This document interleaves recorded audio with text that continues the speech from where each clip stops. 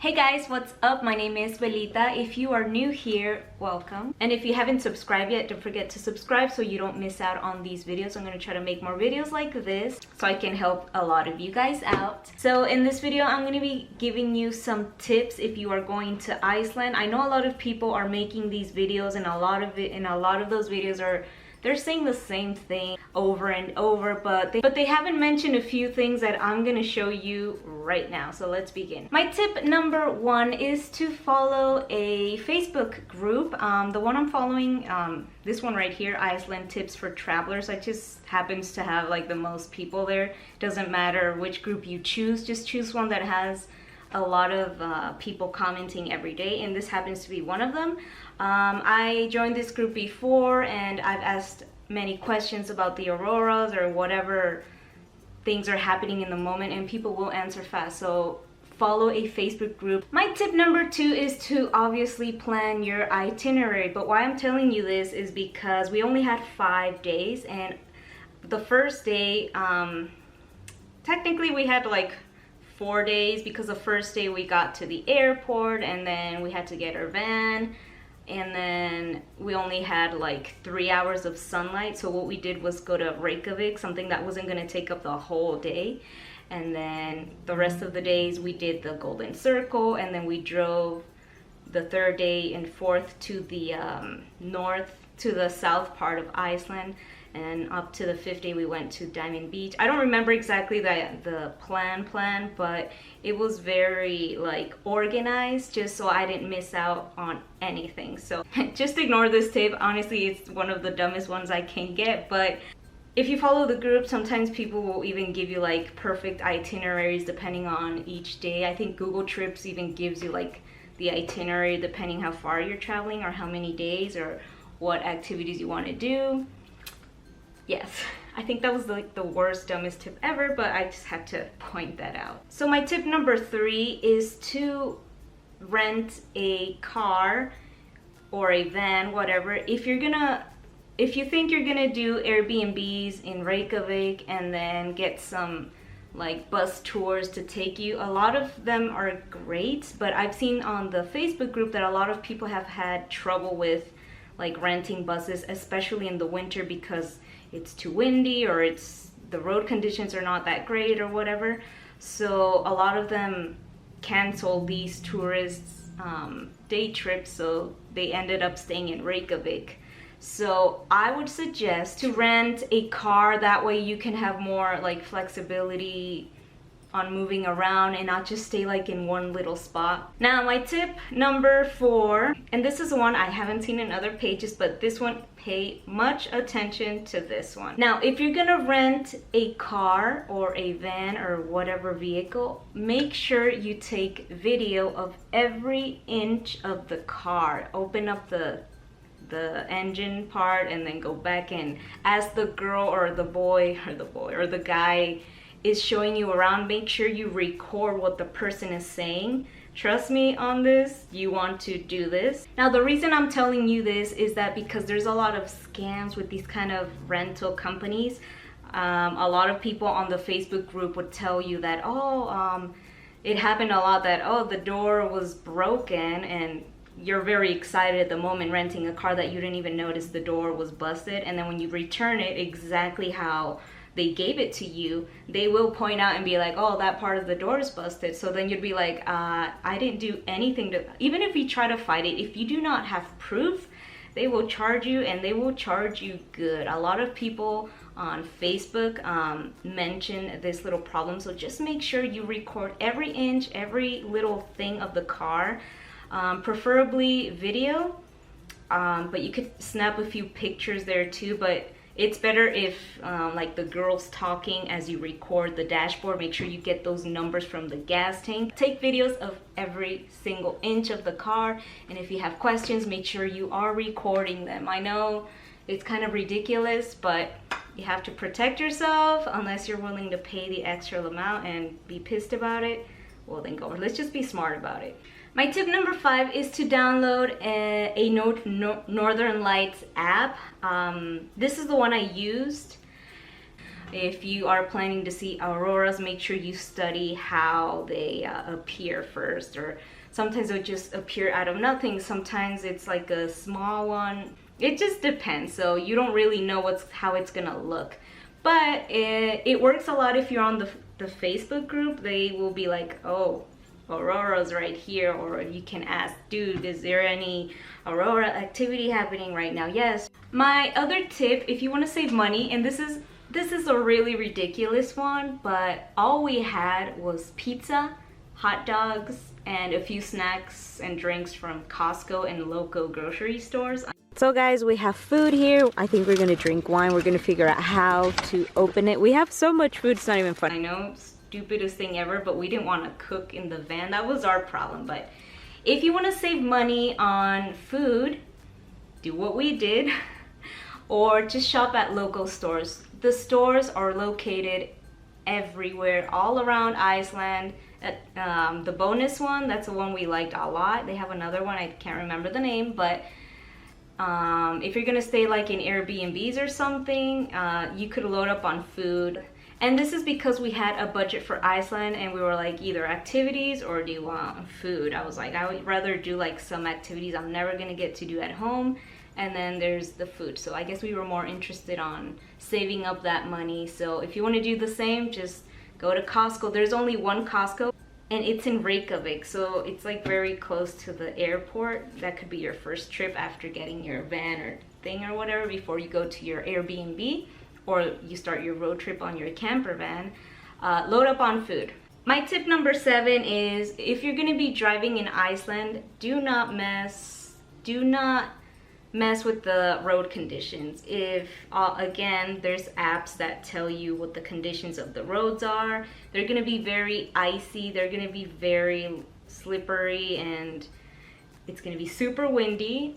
So make sure you pay attention to the speed limit. Make sure you, I know it's dumb, but stay on the road, and if you have to go slower, just drive slower. Don't try to like race anybody. It could be very dangerous. We saw many cars that were either stuck because they didn't like stay on the main road, or we saw a twisted car. I think I have like a little image of that here, because again, a lot of people are not used to driving in the ice or snow. Just be very, very cautious with this one. My tip number 8 is that you can, in most places they accept credit card. We didn't use cash for anything. We didn't even take out $1 of Icelandic money. We used our cards for everything. Don't worry about taking cash out unless you want to keep some for yourself or like whatever. You don't need it. They accept cards everywhere. Gas stations, grocery stores, just everywhere. So my tip number 9, it says get a 4x4 if you're going to be driving in the snow.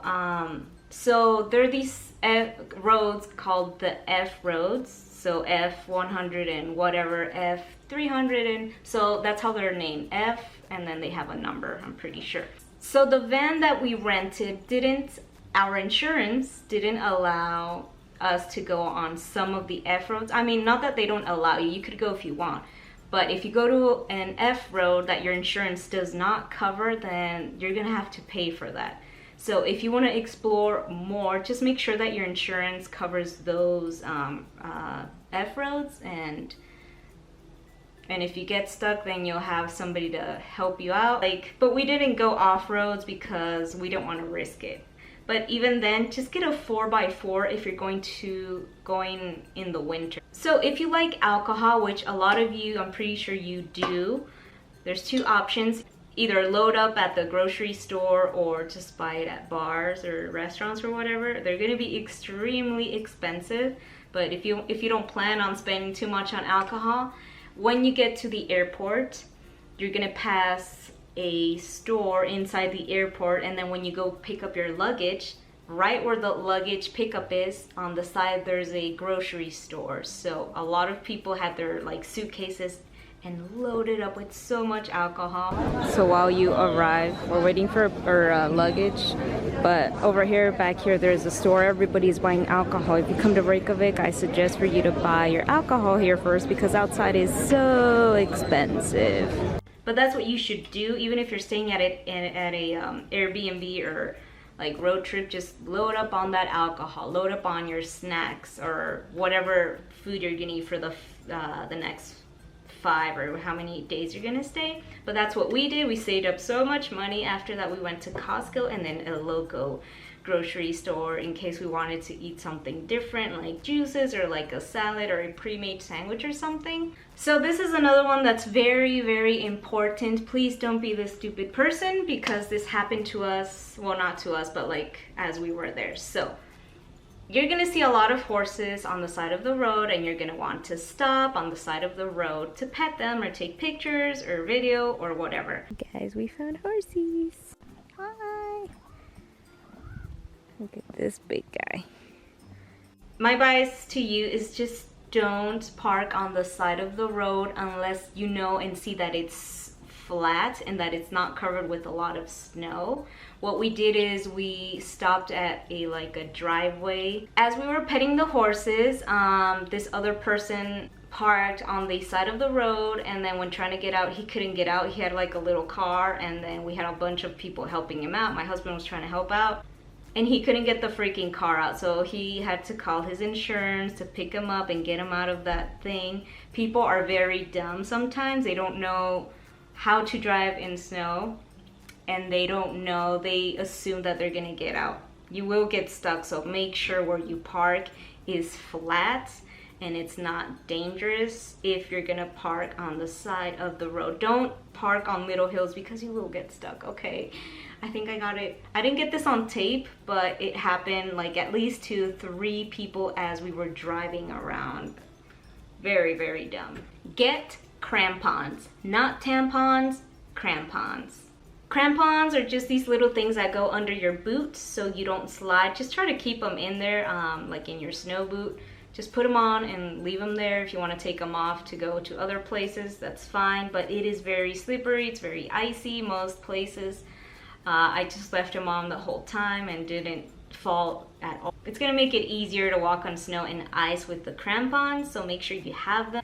Don't just trust the snow boots. We had snow boots, but even then you have to get crampons if you wanna like walk around and not fall. Especially if you're going to the waterfalls and there's a lot of ice. That's gonna help out a lot, so make sure you have those.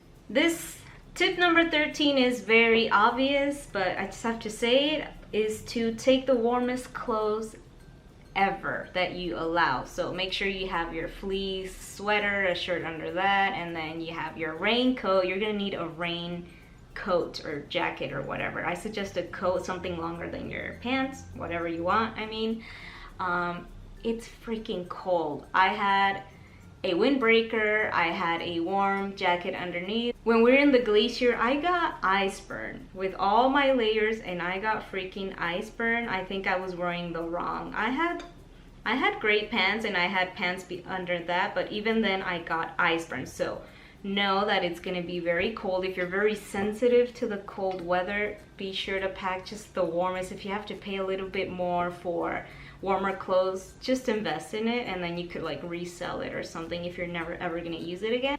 My tip number 14 is to not be discouraged if the wind ruins your day trip. Sometimes they're gonna close things, sometimes they're not gonna let you drive or whatever, or sometimes you're not gonna want to drive actually because the winds are like crazy. We had a big van, a 4x4, and as we were driving, instead of going like the speed limit, we just went way below that, but we actually got to continue with our road trip, and our itinerary couldn't be more perfect. So everything we planned, everything turned out perfect. But that's because we were extra careful with like road conditions, with apps, and see if like the roads were okay to drive. Normally the roads are gonna be okay, especially like the main ones, except for those F1s that I mentioned. So we didn't mess with those, but don't be discouraged if you're stuck somewhere like in your Airbnb or your camper van.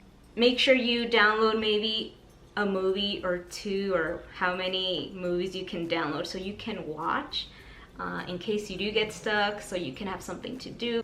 So this is another tip for the car. Make sure you get this on video as well.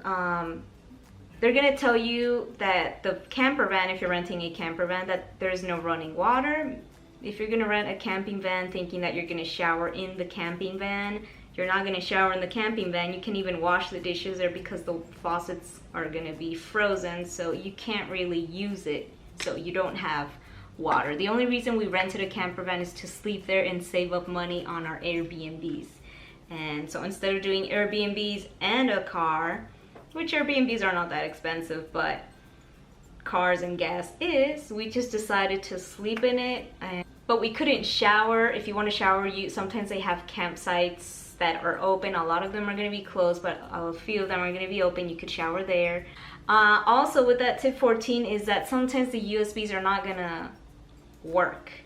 So ours didn't work, but thankfully we recorded it in case they wanted to tell us, hey, the USBs are not working. Well, I got it on tape saying, hey, the USBs are not working, and we are out here in the company.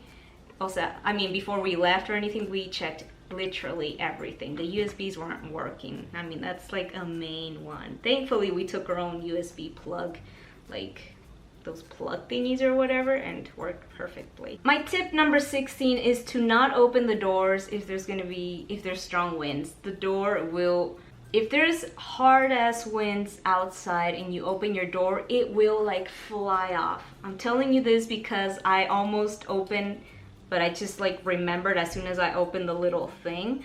We were looking at the auroras and it was so windy. It was extremely windy that I wanted to go outside. I wasn't thinking of the wind at the moment, but the car was like shaking a lot. I opened the door for a second, and then I had like my hand in the handle very tightly, and then the door kind of pulled away, and I remember like, oh crap, I forgot about the wind, so I closed it immediately with a lot of strength. I think I already said this, but just rent a car. For my tip 17, just rent a car, okay? Or like a camper van. Don't rely on the tourist buses. They will cancel on you sometimes, like I mentioned before. But I mean, this depends on you. I'm just telling you what people on the group are like experiencing. Again, if you want to do it, go ahead, but it is winter. A lot of things are going to change. But it's just something that I figured out, like, okay, if these people are staying in Airbnbs and they're trying to rent these buses to do the Golden Circle or something and then they canceled on them, that kind of fucking sucks. Tip number, I'm going to jump tip 18. I'm going to leave that one for the end. Tip number 19 is prepare to spend a lot of money on gas. Oh my gosh. Wow, we spend so much money on gas. It's like 3 times more than like your regular gas here in the United States. Oh my gosh. But I mean, it's totally worth it. You're in freaking Iceland. Just make sure you save up a little extra money on that. Again, they accept credit cards and everything. Just be prepared for that one. I know I said plan your itinerary, but tip number 20, I just wrote down to have some activities in mind. So the main ones are like the tourist traps are the Blue Lagoon, and then they have like the Secret Lagoon. They have this pool of hot springs. I'll put the name here. They have snorkeling in the 2 tectonic things there. Sorry, I can't remember the name. Plates. And then they have glacier walks and the glacier caves or whatever, which includes sometimes in the glacier walks. I know they have helicopter tours. I know they have like snowmobiling.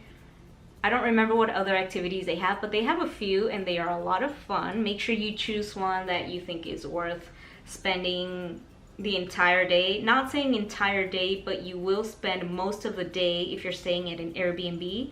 We did 2 activities in one day, or like had time to do more things because we literally parked our van or close to where we were gonna do that activity. Tip number 21 is you're only gonna have a few hours of sunlight. Make sure you wake up when the sun rises, which is something like around 9 a.m. and then it's gonna come down like at 5. But make sure you get up early and you do your activities. We didn't drive at night, so that's why we woke up early, did all the activities we had to do. We did like 1 or 2 activities a day, and then we parked at a campsite and then we just slept there. Okay, going back to tip 18 is how to look for the auroras. So yes, number 1 is to download the app. Number 2, go ahead and ask people on the Facebook page, hey guys, is there going to be any aurora activity? If you don't want to study how auroras are shown or how you read them on the app, just ask people. They will answer you quickly, like in a minute. But the way you spot for them is obviously you have to go to a place where there's barely any light. Make sure you're looking at the north side of Iceland, like wherever you are, just look north. At first, you're not gonna see them like super bright. They could start off as very like bright depending how strong they are, and then the way I saw it is that we were driving by because I know there were gonna be aurora activities. So I sent a message on the Facebook app, hey guys, let me know if you see any aurora activity. I think I spent like an hour looking out just to see if there were any like changes in the sky. By the way, that day was super duper clear.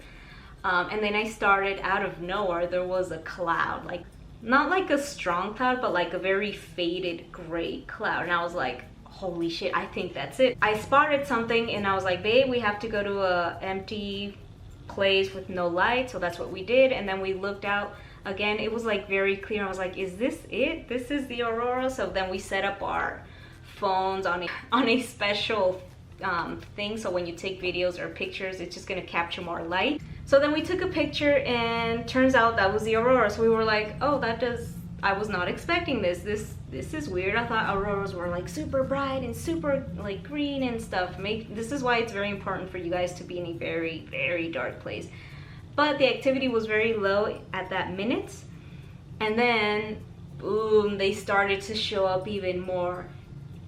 So we did a time capsule. We stayed there for like an hour and a half and they were still going, and then at some point after like 30 minutes from the point where we stopped, they just started going like crazy. As you can see, like they were this big, beautiful dancing curtains. Oh my god. And then we put classical music and it was like the best thing.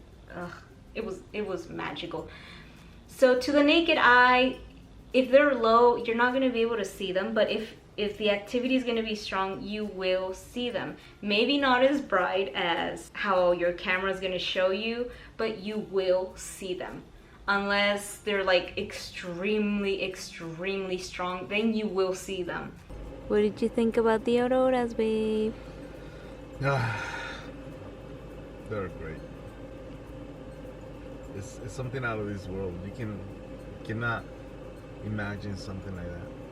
It's not like, oh, you know, I seen a better sea and then you see a different sea or a different lake or, you know, different whatever. Yeah. We got a very great video. Aquí mi amor George, he worked his magic. This only happens in winter from months, I think October to like January or February. Again, if you have these little questions, go ahead and ask the Facebook group. So anyways guys, sorry for making this video long. I think I talked too much. If you have any questions or concerns or anything, just write them down on the link below. Make sure you follow these tips, especially the one where you have to record if you're gonna rent a car. Very important. Record every single inch. Trust me, I will save you money on that and you will thank me for that. Alright guys, make sure to like and subscribe, and don't forget to check out these other videos so you can get inspired with what your next trip is gonna be. I don't know what our next trip is gonna be, but we're just waiting for anything to pop up and just go. That's what we do. Alright guys, love you and I'll see you on the next one.